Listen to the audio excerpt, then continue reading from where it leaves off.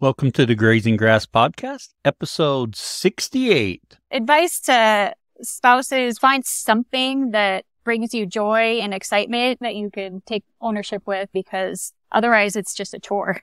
You're listening to the Grazing Grass Podcast, helping grass farmers learn from grass farmers.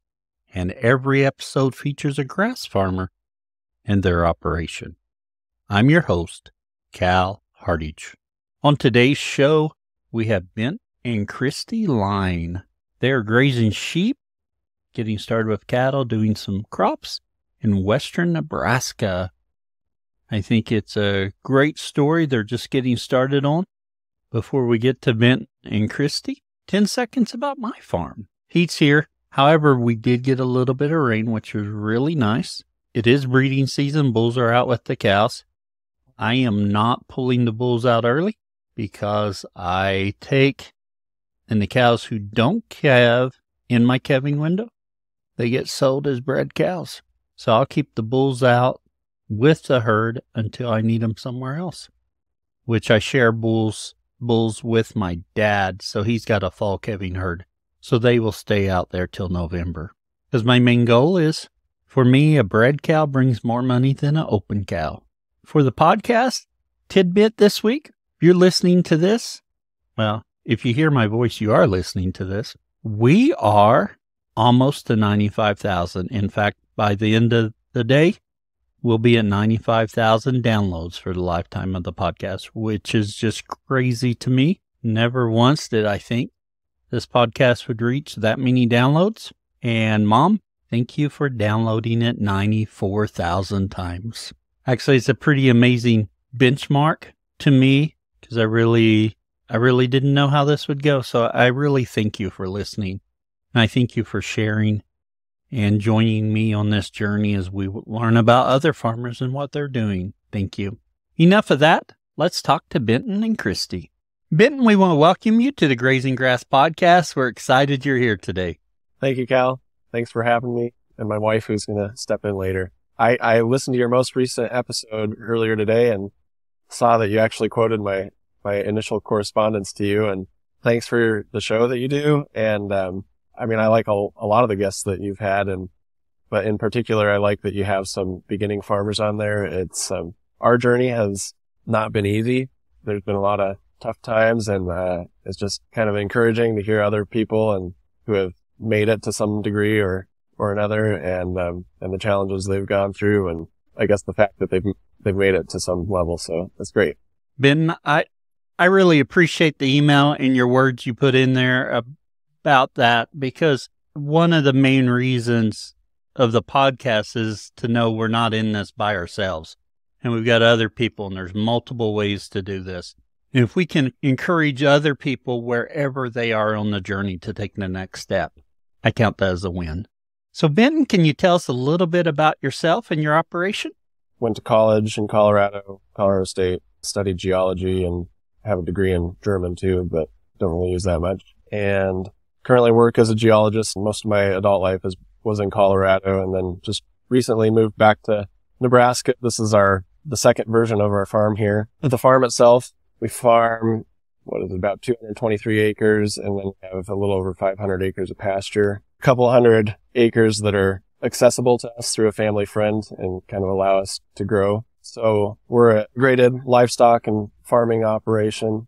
Our big money maker are our sheep. Navajo Churro is the breed we focus on. We also have a few cows, chickens, and like a large Salatin-style egg mobile. You know, we focus on regenerative type practices, and so one of the regenerative, or one of the facets, I guess, of soil health is biodiversity. So we have a diverse crop rotation, and we'll try to grow about anything we can with limited equipment. Equipment's our big limitation because, you know, we're first generation. I should have started with that. So getting into this from scratch, and equipment's expensive. So we've got a tractor and a drill basically for planting. So we'll grow whatever we can plant with a drill. A lot of times our cash crops will even have companions planting with them, and we do the cover cropping thing. And so that adds to the biodiversity. We another facet of soil health that we are working on is minimizing soil disturbance. We're also trying to be organic, and in cropping systems, if you're organic, you typically rely heavily on tillage.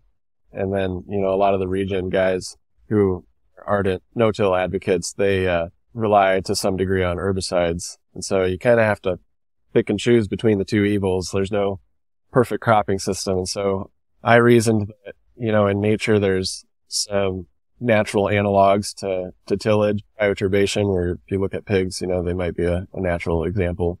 So we have gone down the tillage route, but we do it very minimally. We think we figured out a system where we just till once every other year, and it's with a thing called a sweep plow. So it doesn't even invert the soil. All it does is it cuts under the soil, it lifts it up, heaves it, sets it back down. And so then you're, turning it over and frying your microbes and all the organic matters staying in place. I think the downfalls of it are you can develop a plow pan and you're still cutting up your mycorrhizal network.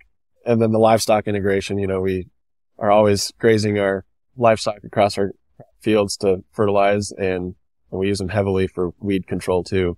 They're part of the weed control management system. Very interesting, Benton.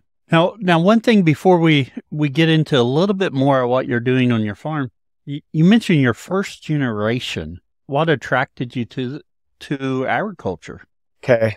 My first job, I was an exploration geologist up in Alaska, and working out of a really remote, the camp was not something pre-established. It was constructed, dirt runway, just for us geologists to be out there exploring. And then from that base camp, we would fly further every day in a helicopter, and I'd get dropped off and collect rock samples and do mapping. And it was pretty neat. But while doing that job, it occurred to me how desperate our situation was in terms of resource extraction.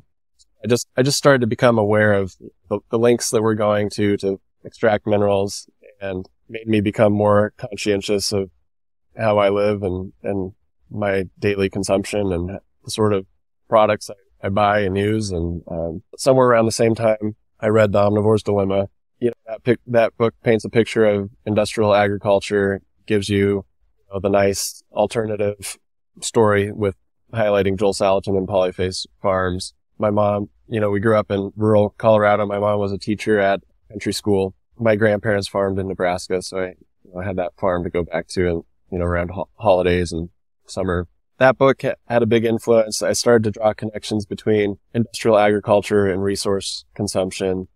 In between geology jobs, I worked for my uncle on his farm, and so that kind of gave me real world hands-on experience in farming that helped me draw more connections, see how things can be done a little differently. And, he's a no-till advocate, relies on herbicides and some other inputs. Through working with my uncle, I realized that I liked farming. Just that experience, every day I'm challenged. It's scientific and it's fulfilling. It's producing food, I think, is more fulfilling than looking for minerals resources.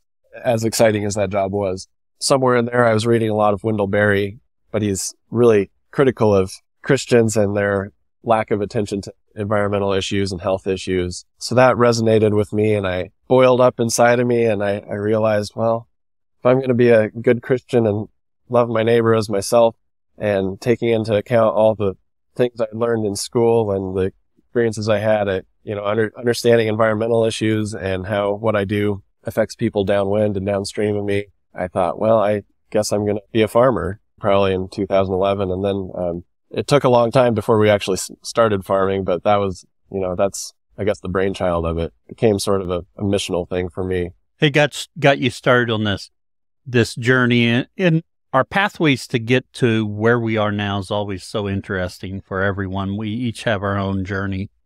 Now, you said that was about 2011, and so what did you do to start working towards your farm? I think at the time, National Young Farmer Coalition was trying to connect people, the older generation, where people are phasing out farms and looking for younger generations to come in. I didn't have a lot of experience at the time, practical farm experience, but I did end up working a couple other farms in between geology jobs, so I got some more experience, and then lived frugally and saved money. 2017, my oldest brother, he was pretty involved in this dream too.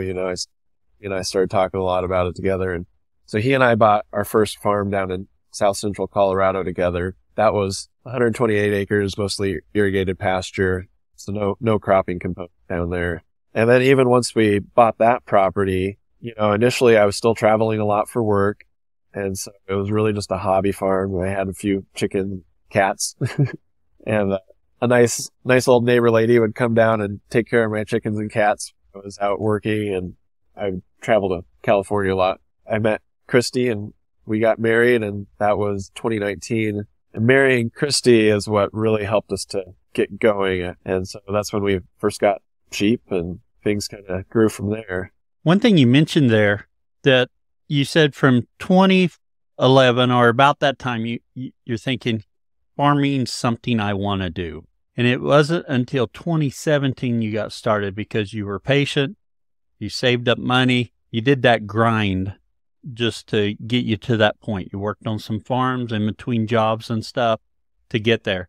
And I know a lot of times, even on our podcast, we're like, just get started wherever you are. But there's a lot to be said. There's a lot of times in all of our lives that it doesn't look from the outside we're making much progress, but we're doing the grind and we're getting there. So sometimes we have to be careful of just jumping in too deep and just working and getting there. So when we're ready, or when the time comes, we're ready. So I really respect that grind because I know I get distractible, and it takes a lot to maintain that focus and work through it.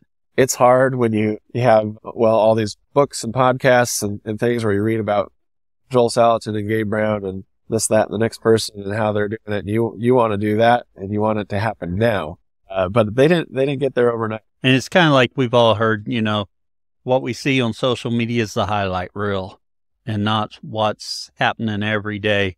These people you read about and you hear about, they've been doing this for a long time without their name being known. And then they hit the point that now so many of us know who they are. So you mentioned you got married in 2019, and that's when you all decided on sheep. Did your wife have a history with sheep, or what brought you to sheep? My wife also does not come from a farming background. She's I think 2 generations removed from the farm. But the main reason we came to sheep was just because of the environment we were in. All the farms I worked on were cattle. So I always thought I was going to work with cattle. That's what I wanted to do. But I'm also pretty, conscientious of the environment that I'm in. And I recognized where we were in South Central Colorado was low enough rainfall that it qualified as desert. We got into Navajo Churro by accident too, just a work connection. Someone knew a gal who was selling some Navajo Churro, and so we loved them, and we learned. Don't want to step on Christy's toes because she'll probably talk more about them, but that's a breed that was developed in that part of the country, northern New Mexico, southern Colorado, southern Utah, the Navajo Nation area. And when we moved to Nebraska, where we're at, is still considered semi-arid, harsh cold winters, hot summers. So still thought they were pretty reasonably well suited for this climate, and we kept with them. So we really like them. So let's talk a little bit about Western Nebraska, where you are. What kind of precipitation are we looking at? The NRCS map says something like 14 to 17 or 14 to 18. How are you all doing this year on rain? This year has been great. The first 2 summers we were up here were really dry. I think a lot of the northern plains had a pretty brutal winter, but all that snow was great. And then we had a wet spring, and it's creating a weirdly late wheat harvest for people. I think maybe record late in some cases. I think the Oklahoma wheat harvest was a little bit delayed too. I'm not involved in that, so I'm not 100% sure, but I watched Sun Up Oklahoma Ag Show, and I think it was delayed for a while. But of course, we've got it wrapped up now. It's all going north. So about 16 inches of precipitation a year for you there in Western Nebraska.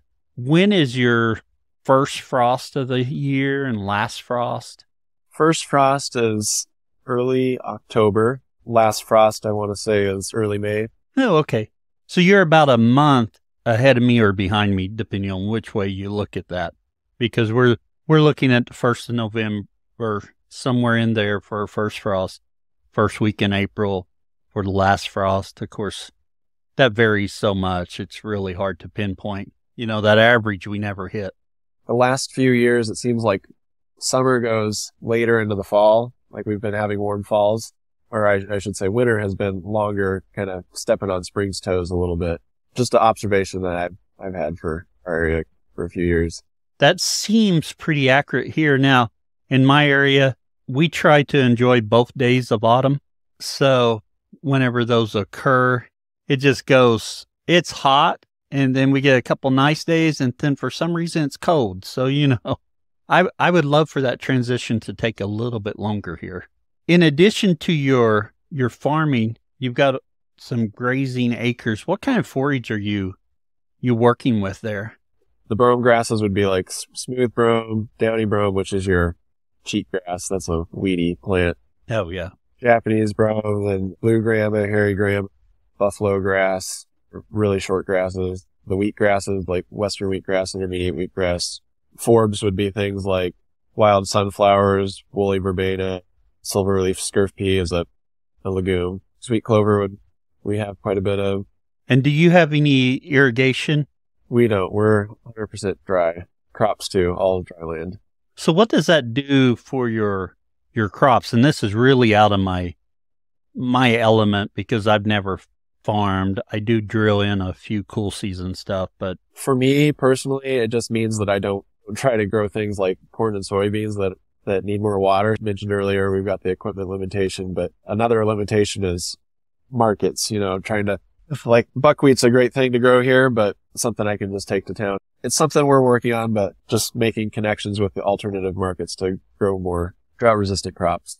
Which that makes sense, yes. Do you mind sharing what you're growing this year? Got a barley field, oats, spring peas, wheat field, it's winter wheat, and a sunflower field. All those crops, like I mentioned earlier, we have planted with companions.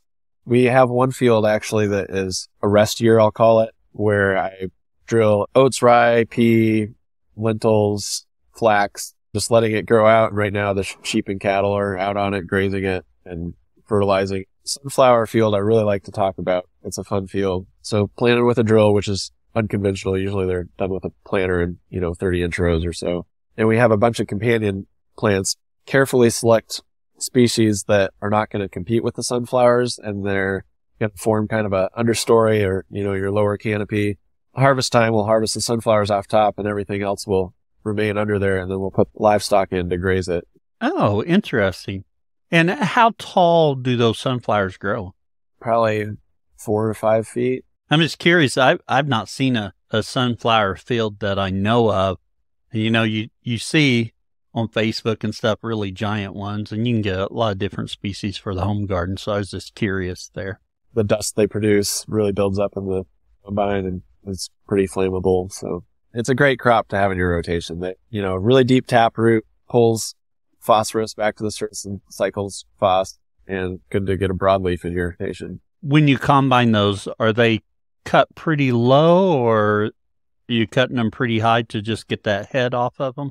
I have one header for everything, and it's just a platform header. That's like the header with the paddles. And so I lift the paddles up really high, and I'll cut it just under the heads and rotation speed down really low and match my travel speed to it so that it kind of plops them on there. And oh, very good. And what kind of companions did you plant with it? Mung beans, cow peas, spring peas, winter peas, buckwheat. There's a kale, or it's called a forage collard. And the plan is to graze that after you harvest the sunflowers. That's right, particularly in the winter. So helping to reduce our hay costs. So let's talk about your livestock just a little bit. How are you managing them? And you have I don't want to say unique, but one thing we haven't talked about a lot on this podcast is farming in conjunction with livestock. So you've got your fields you want to leave clear so you're able to farm them in a year or two. So that introduces some different requirements for you. Yeah, the sheep, they are primarily on crop fields. We use them a lot to graze our weeds, lots of kochia, Russian thistle, and they're great for that. We only have one pasture that's 26 acres that currently can contain our sheep. The rest of the time they're out on the cropland. We use a ton of polywire to contain them and move them. The place where we do the best with our rotations is just around the farmstead, and it's about 15 acres, and we're able to set up lots of small paddocks and move them through our yard. And the old corral system, we'll loop into that, and each of the old pens was a paddock. The winter grazing is primarily done on the crop fields too. Now, you mentioned poly wire on your crop fields. Are you using one strand, two strands? I would say that we've learned rotations actually help a lot with containing your sheep. The more you move them and keep them on good forage, the better they stay in. Right now, the field, we're actually, one of the west side of it is just 2 wires, so we're containing them with 2 wires. A lot of times we'll use up to 4, more often now that we've kind of learned to keep them in. And, just keeping it hot is really important too. Yeah. I had wondered if you needed more wire or more strands. The Navajo sheep are a little bit more of a land race in my mind. And when I think about land races, they're usually a little bit more athletic and less respectful about fences. And I say that, and then I have to immediately tell myself I'm wrong because I have Corriente cows, and I move them all around with a single wire. Granted, I did sell the jumpers. Anyone who decided the single strand was not enough, they got a all expense paid trip. And now I have no problem at all with them. We're just now getting to a size where we just under 90 with our sheep. And so we haven't been too selective yet. It's kind of like a coin toss with some of these decisions because we have this one ewe who my wife names all of the ewes. This one is Rosemary. She's probably our most docile ewe. She'll actually come up and let you pet her. And a lot of them are more flighty. And she produces a really nice fleece. And we get a lot of value out of our fleeces. And so that's part of the equation for us is the fleece quality. Oh, yeah. However, she's the one who probably, if anyone's going to instigate going through a fence, it's going to be her. So it's like, well, good fleece or deal with the sheep getting out. Rarely are those decisions just clear cut. So, yeah, it's a compromise. With your sheep, when are you lambing them? And I know fleece are a big mark or a big part of your flock, but how are you marketing lambs as well? I'm happy to announce that we finally are at a place where we can control our rams separately from our ewes for a large portion of the year. So historically, it was whenever. Finally got it down to spring lambs. So this year they came in May, June. And then, for marketing lamb meat, so far it's all been word of mouth. This year we have a pretty significant lamb crop, going to need to explore some other means for marketing. We need to figure out how to get them sold. When you market your lambs, what age or have you marked them in the past? We generally shoot around 10 months is kind of the average age that we do, where we get a decent size lamb. And it'll be interesting to see how it goes going forward for you, and you'll have to report back to us how it goes, and especially with a larger number you're having to market. Now, in addition to your sheep, you have a few cattle and you have chickens. So for your cattle, what's your plans there? Another instance where we're playing the patient game. We just have 4 of them are my brother's actually, and then 4 are ours. So we have 8 on the property right now. Kind of a hodgepodge of breeds. The Scottish Highland are the direction we want to go with the herd eventually. Looking at our climate, I think they're pretty suitable for our climate. I would not try to raise them if I lived, in eastern Oklahoma, probably. It's almost too hot and muggy for me. I think they're pretty to look at. I have no desire to raise them. My wife keeps telling me we need to buy a couple because they're cute. Are you running your cattle and sheep together in that elusive flood? In the wintertime, mostly, yes. They're all together. Makes winter feeding logistics easier. Oh, yeah. And right now, the cows are kind of split up. So we do have some of the cows with our main flock, but some are out on another pasture. Like I said, we have quite a bit of pasture acres, but we can only utilize 26 of it with our ewes. So to utilize all the rest of that pasture, we have cows out on there right now, and we lease some of that out to other people. Which makes sense. You mentioned your rotations are not quite where you want them to be. I can talk more confidently about my cattle rotations than I can my sheep. My sheep, basically on the main farm, we've got 380s on the main farm, and each 80 basically will hold sheep.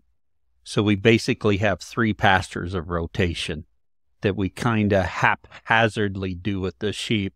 And we just kind of move them to wherever we need them, but they don't really do a very good job of respecting my barbed wire fences dividing my other paddocks. So, and then, I don't get to use them on lease land, which I would love to do, but I do have a few on lease land using electric netting, and I just find that's a lot of work. I know a lot of people use it to great results, but it may be more work than I want to do. So in addition to your cattle, you also have layers? Yeah, we do. We have a little over 100. And at this point, I don't know if I have too much to say about them. We're just getting into them. But this is the first time where we have a larger flock, and we're planning on selling a lot of eggs. They're just about to start laying here by the end of the month. We'll start having eggs. Hopefully we can get people lined up to buy them all. Benton, what's been some challenges that maybe you didn't anticipate on getting your farm started and going to where it is now? Both capital and time are our biggest challenges. We've been able to figure it out so far. And then, operating costs are more than I budgeted for. And so it always just, it kind of caught me off guard how much it costs to buy seed and fuel and tractor parts. And then time, because of the capital challenge, we both work. Christy and I both work. So that leads to a time challenge. And we have 2 wonderful young girls who are under 3. And so they're not old enough where they're very independent at all. They require a lot of time, which is good time. But, so just wrestling between, and then, as we grow and we're starting to have a lot of good product to sell, the next big challenge for us is marketing. Those challenges of capital and time. It's amazing how universal those are, but how very real they are, because it may be a problem everyone has, but it's a real issue. The next issue is marketing, which I've said on the podcast before, that's not my forte at all. There is a podcast I like to listen to, and I can't think of the lady's name because I haven't listened lately, but it's about marketing, and it's a really good podcast. Whenever I'm in that mind, I'll have to look it up, and I'll put it in the notes as well as let you know it as well. Yeah, that'd be great. Any help is good. I do like to read Alan Nation's books. They seem really helpful. He's got some good marketing books. And Joel Salatin, I think, has a lot of wisdom when it comes to marketing. He's done wonders on marketing. Greg Judy's does wonders on marketing. What's your main tactic? To be honest, because, I don't want to blame it on anything. I was going to say, because I work off the farm and stuff, we have really not got into selling direct to the consumer right now. It's somewhere I'm wanting to go, but with my beef cattle, I wanted to change breeds up a little bit because I did not have breeds that I thought would finish well on grass, and I would like to grass finish. So that's what I'm looking at, but I'm about a year off from that. For the sheep, we just sell them through a ring right now. I do sell a handful directly off the farm from word of mouth. That's been a debate for me because the additional work selling that one lamb, I have not priced it high enough. It's worth it to me than just selling them all through the ring right now. Yeah, so I just haul a load up.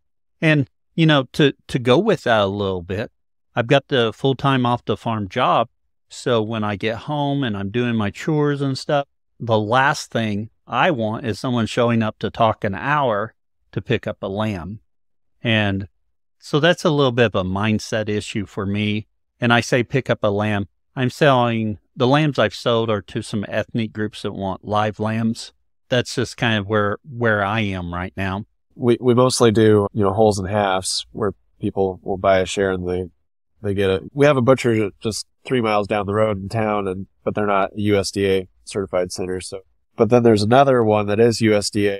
We have to adjust the price to account for fuel costs and travel out there. And butchering, the processing at a USDA certified facility is much higher than the one here in town. And so all those prices are reflected in the individual cuts. And we have some harvest hosts that come by. It's farmsteads just open to campers to come and camp. And typically the agreement is that they just buy a product from you, and otherwise they can stay for free. But anyway, so we had this one family were interested in the ground land, and then they told us, well, we can't afford that. And it was hard to hear because we don't want to sell something that they can't afford. But at the same time, it's like, well, if I go much lower, then we're going to lose money on it. So it's don't want to set ourselves up for failure. Right. But you have to, for you to be sustainable. To be honest, that's the area I struggle with. Like I said, we haven't sold much off the farm. And I say we, that's me. My dad sells a few head off the farm. And I say off the farm, we deliver to the processor and he sells a half or a whole. And now Dad has a little bit different breeds than I do. So we're doing some grain finishing with whatever he sells. But that price, we talk about that price quite a bit because that price has got to be high enough to account for, well, it's got to account for the additional labor and the one-off stuff that you've got to do. It takes time to load up that calf and haul it in there.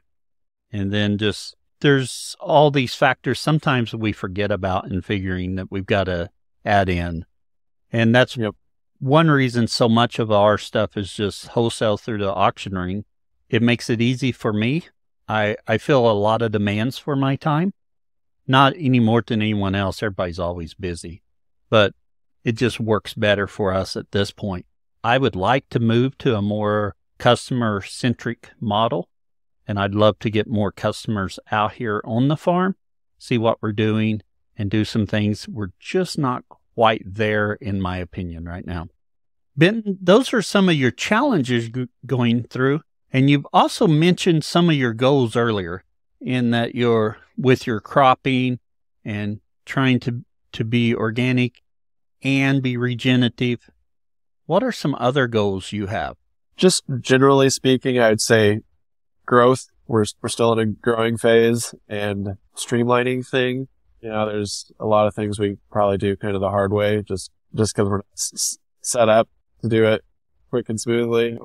And there's some things that we're figuring out. An example of that I'll share really quickly is our chicken water, right? We use those metal canisters that are like the double wall canister where water seeps out into the little trough. And the reason for that was we already had those like platform heaters for wintertime to keep them frost free. It just seemed like a more cost effective way to just use those. But, you know, we have to take time to fill them occasionally. I have a tank mounted inside the chicken coop. So there's a kind of a reservoir there. And so we have to go in the middle of the day and fill them up. So it just creates like a midday chore that eats into our schedule. Initially I thought, well, I don't want to do anything too fancy because we're going to have to change it for the winter setup anyway. But now I'm going back and thinking, well, if I invest some time in setting up some nipples where it's just constant feed, we're losing a lot of water from the wind or setting it on uneven ground, it's going to save us that midday chore, and we're going to be more streamlined. So that's an example of the sort of things. And then, you know, the fencing infrastructure is continual development so that we can do more rotations and set up more cross fences and just have better pasture. And I would really like to get to a point where we could have a hired hand. So hopefully we're generating enough revenue soon that we can do that. Actually, I laugh because I'm moving that electro netting today before we recorded this. And I'm thinking, why don't I pay my nephew to come up here and move this fence for me? We do multiple things and then we learn how to do them better and we get better. And I'm excited to watch your journey and see where you go from here. But Ben, it is time we transition to the overgrazing section. And for that, we're not talking to you. We're going to talk to your wife, Christy. That's right. Well, Christy, we want to welcome you to the podcast. A little bit different where we're just having you hop on and do the overgrazing section. Yes, thank you for having me. I kind of take over the sheep enterprise, so I have a little more detail I can provide than Benton. So wonderful. Just remind us what breed of sheep you're using, and let's go from there. Navajo Churro sheep, and those are one of the oldest breeds in America. And we just happened to get 3 of them when we lived in Southwest Colorado. We kind of rescued them and we learned more about them, and it was a good fit for our climate and for kind of our goals. So we continued to expand on that breed. They're part of the livestock conservatory. There's 30 breeds of sheep that are in that category. So it's been cool to kind of learn more about their history. And the Navajo Nation, they consider sheep as their life and sustaining their life. And so we're trying to honor that breed. Now, they're a little bit different than most of the sheep we talk about on the podcast, because typically we end up talking about hair sheep. Yeah. So their wool is prized more towards hand spinners and like fiber art because it's a dual coated and it's very long. We shear them twice a year. And I mean, we could go into another tangent about us learning how to shear, but Benton did mention a little bit about the shearing process, and you all have made great gains in being a little bit faster than the original time you did. Basically, we have self-taught how to raise these sheep. So through the shearing and doing some of the processing ourselves, learning how to skirt it and wash it. And then I started posting our raw wool on Etsy, and that's kind of where we found our artists and some of our spinners. And it's kind of taken off from there. So once we kind of built our customer base, we decided to just do direct to consumer because Etsy was taking almost 50% of our sales. Once I was able to find a few artists to use it and more word of mouth, we were able to just sell through like Instagram and our website, which has been nice. But yeah, there's some fiber artists out there who are really interested in knowing where their wool comes from and finding a ethical source, a local source, and something that they connect with. So I do a lot of also photography and run our social media. So I'm able to post every day, every morning, going out with the sheep when all the lambs are born.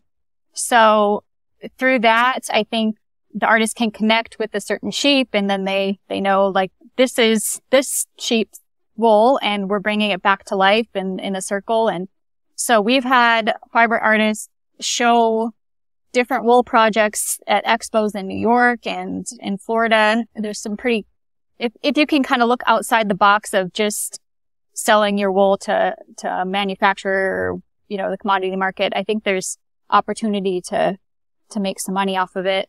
I've learned how to make these living rugs by felting, and I think that makes actually probably most of our money with our wool for these rugs. But so along with that, if there are people who do have wool sheep and they're looking for ways to use their wool, I don't know if you've heard of a fiber shed, but they have different regional fiber sheds all over the U.S. So we joined the Mountains and Plains Fiber Shed, and they're a huge advocate for regenerative farming. So they have various programs that farmers and producers can join to help transition to regenerative agriculture.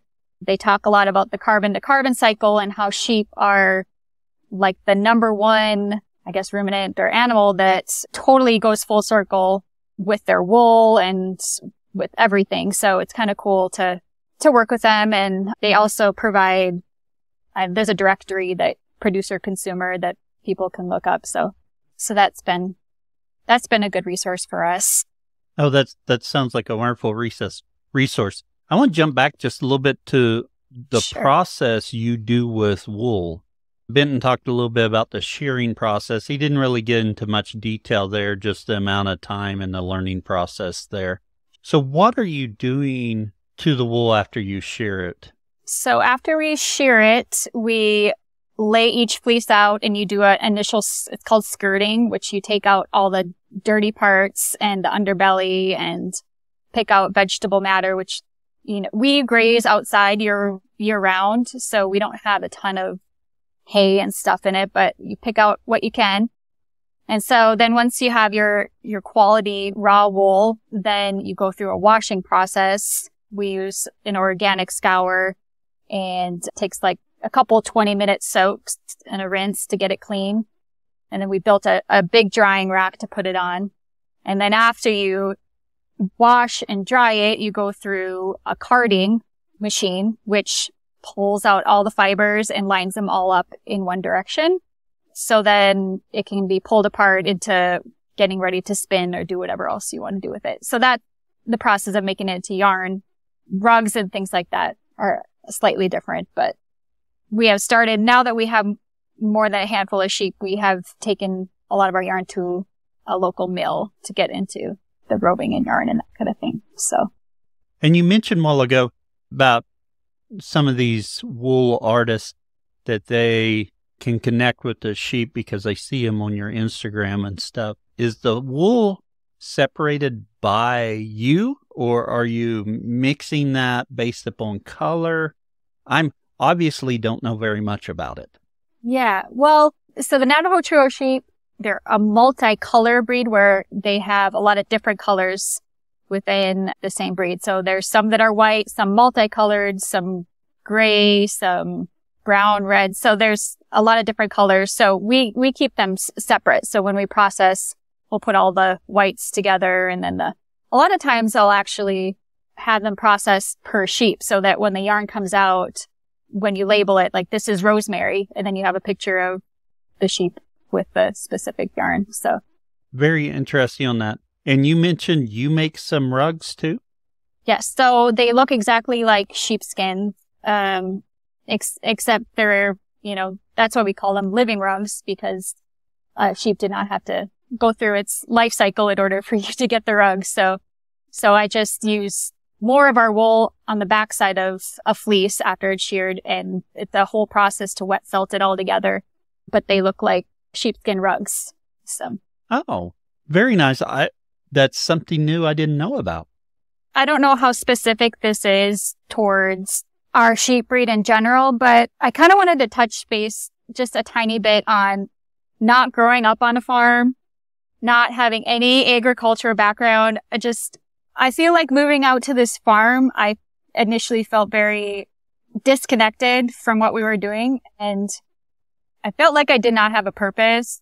And it was kind of a hard year for us because I felt like we were chasing his dream and I was not a part of it. So I guess advice to spouses, whether that's a man or a woman in this situation, just finding something that brings you joy and excitement within the farm realm.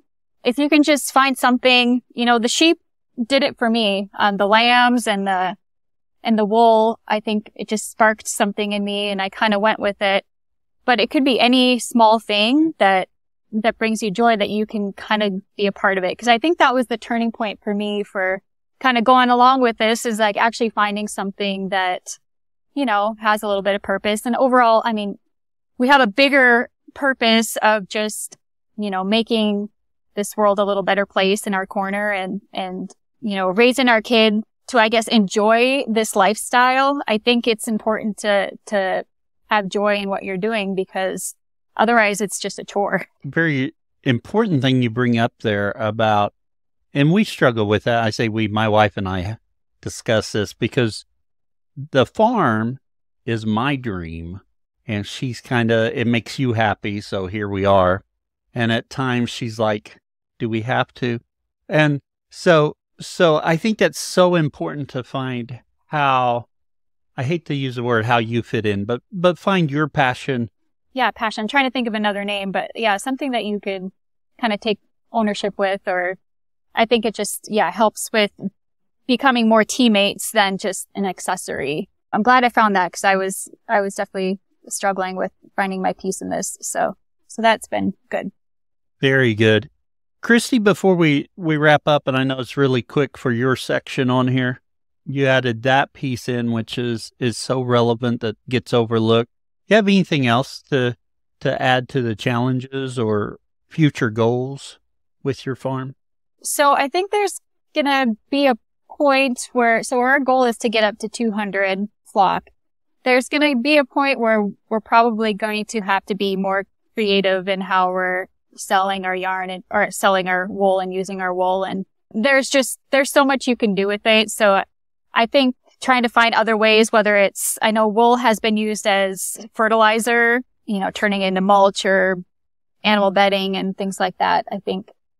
And then, I'm sure Benton touched on just marketing, like our lamb meat and other products, just because we live in such a rural community, just finding our ways to to actually sell all of our products right now, I think is a challenge, but we're getting there.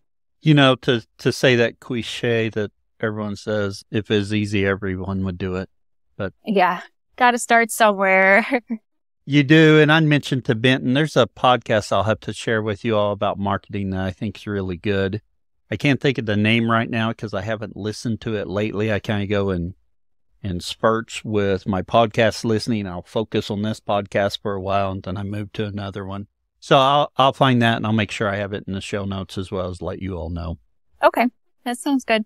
Well, Christy, we're so glad you could join us on here today. Well, thank you. Thank you for letting me talk a tiny bit. I could go into detail on things, but I think just getting the gist of it, that you can find ways to make your wool valuable. I think if you take the effort towards finding ways to sell it. So I think that's excellent. It's time in our podcast for our famous 4 questions, same 4 questions that we ask all of our guests. And for famous 4, we welcome Benton back. What is your favorite grazing grass related book or resource? For me, the motivation behind the farm is a big deal. And for that, I point people to Wendell Berry essays. There's a ton of books that are compilations of his essays, and you can kind of cherry pick through them and read the ones that are of interest to you. Along those lines, I know this one was recently recommended by another guest, Joel Salatin's The Pigness of the Pig. I think if you have a strong motivation behind your farm journey that is bigger than you yourself, it helps you to keep going. Oh, yes. Very true. Anyway, yeah, so there's a lot of good podcasts out there, yours included. Gabe Brown's group, Understanding Ag. It took me a long time before I ever discovered Gabe Brown. Through Omnivore's Dilemma, I was pointed to Joel Salatin and Wendell Berry and Alan Savory, Jim Garish, Greg Judy. Anyway, eventually Gabe Brown I was pointed to, and I took a liking to him. I think because of the environment and the type of ag I grew up around and how my grandpa farmed, just the scale that he operates at and his incorporation of, the grain production. Joel Salatin does the egg mobiles and the pastured pork. And anyway, he's got this consulting group called Understanding Ag. On their website, they have a bunch of webinars. And now I'm connecting to another person. In that group, there's a guy, Dr. Alan Williams, and I really like his material. Every talk I listen to of Dr. Alan Williams, I learn a lot. And then on the cropping side, there's a guy named Rick Clark out in Indiana who does Farm Green podcast. Not too much about livestock in there, but he does run some cows on his cropland. He's another guy who's trying to be regenerative no-till, or he's almost no-till. He just really genuinely cares about people and the regenerative ag movement. Very good. Excellent recommendations. And where I'm on the livestock side, I'm not familiar with the Farm Green podcast, but I'm going to have to catch me an episode or 2 of it. Yeah. Our second question, what tool could you not live without on your farm? A sappy answer for this one. It's my family. Christy, she does so much with the sheep and the marketing and the wool. My mom is around almost all the time, and she helps out a lot with the kids. She helps with chores. She even does a lot of tractor work. My oldest brother, he comes up probably once a month for almost a week at a time, and he's a huge help. Engineering mind, helps come up with a lot of novel solutions. He does a lot of tractor work too. This spring, in fact, he did almost all of our planting. My dad comes up about once a month, and with it being an old farmstead, there's been a lot of fixer-upper projects that he's helped with. My little brother helped a lot, especially when we moved up here. He manages what I consider a mega farm with all the big fancy stuff. I have another middle brother I shouldn't leave out of the equation. He's a great brother too. He has a family that makes it less conducive to him traveling up here to visit us. Oh yeah. Yeah. Anyways, family has been huge, and I explain all that they do. It probably sounds like I don't do much, and that's about right. I think a person can do it by themselves, and I think a person can utilize any type of community. Family comes in different shapes and forms, and the family I have is what I have, and I'm thankful for their help. So, and then for a more practical tool, polywire. I know everyone says that. Oh yeah.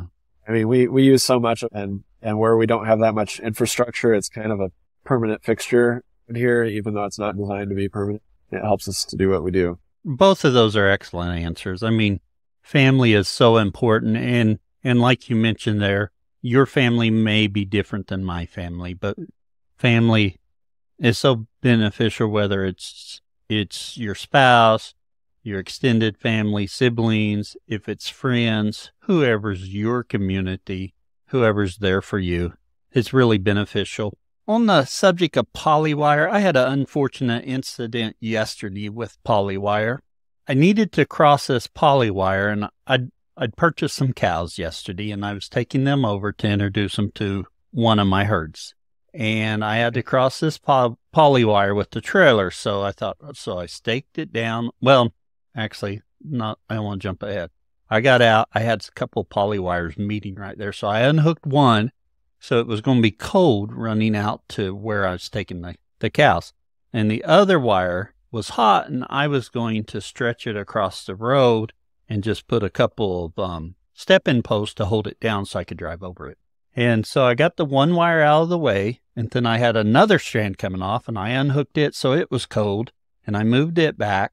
And then I go over to move the hot wire, and my simple mind forgot it was hot. And I grabbed a hold of that thing, and it's not just inadvertently touching it and getting shocked. I gripped it in my hand because I was moving it. Oh, man. Now, I have to say, I'm really happy with my Energizer, but I may have said something I shouldn't have said right then, but it was, I do not like getting shocked. What brand Energizer were you using? That is a Cyclops Brute Solar. I have moved to the main Energizers I have on leased land are Cyclops, and they're solar in their little solar box they sell. I am so happy with it. I've used other brands. I've got some Stay Fixes sitting in the house and Speedrite, and I've got some smaller Gallaghers, but those Cyclops, I should be sponsored by Cyclops as much as I'm talking about them now.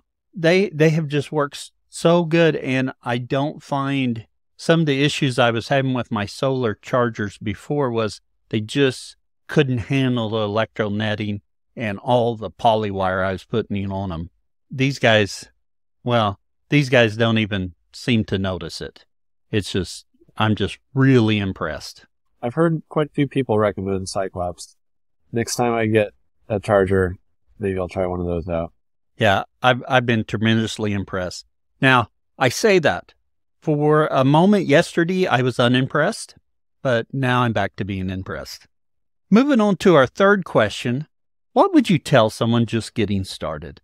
Said my piece on this already, and that was about being patient. So, I guess, it's easy to look at the Joel Salatins and Gabe Browns, all the farm celebrities, if you will, and want to, have a positive, meaningful impact and have an operation like theirs. It's a process.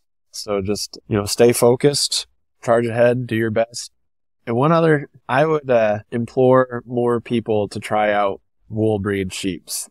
I hear a lot of people mention how they'll do hair breeds because they don't want to deal with the shearing. I can totally empathize. I didn't want to either when we got started.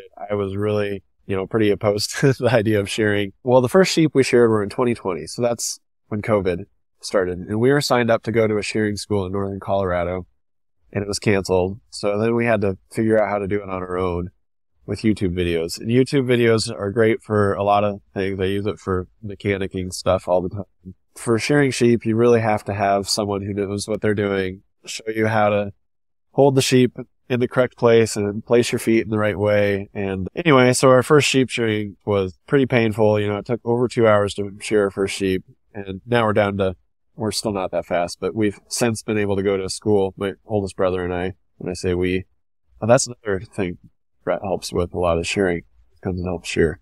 But anyway, now we're down to 10 minutes a sheep. Still a lot of room for improvement, but significantly better. And it's hard. It's hard work. It's we're both former endurance athletes, and we count it as some of the most challenging physical activity that we've done. In regenerative circles, we talk a lot about community development and creating jobs.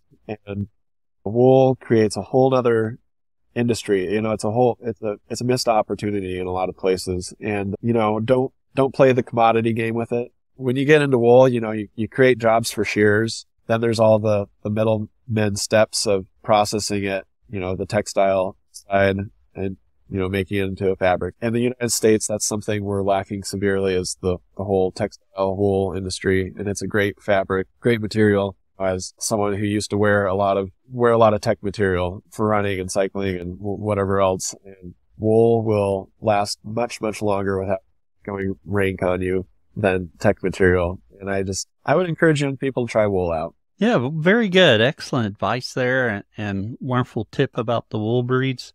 I've mentioned on the podcast, everything fascinates me. So wool fascinates me, and being able to do some of that, no, I don't have time for it. But I do think it's really interesting. Glad to see it work for you. And our last question, Ben, where can others find out more about you? We have a website. It's pretty far along, still a work in progress. It's guidedrockfarms.com. And Christy has a really nice Instagram page. She has a pretty decent following, something like 18,000 followers. And we have a Facebook page too. Not super active on that, but I guess it's kind of tied to the Instagram deal. We will put links to all those in our show notes. And Ben, we appreciate you coming on. We appreciate Christy coming on and sharing with us today. Thanks so much for having us, Cal. It's been fun, and we'll continue to share our story. You're listening to the Grazing Grass Podcast, helping grass farmers learn from grass farmers. And every episode features a grass farmer and their operation. If you've enjoyed today's episode and want to keep the conversation going, visit our community at community.grazinggrass.com. Don't forget to follow and subscribe to the Grazing Grass Podcast on Facebook, Twitter, Instagram, and YouTube for past and future episodes. We also welcome guests to share about their own grass farming journey. So if you're interested, fill out the form on grazinggrass.com under the Be Our Guest link. Until next time, keep on grazing grass.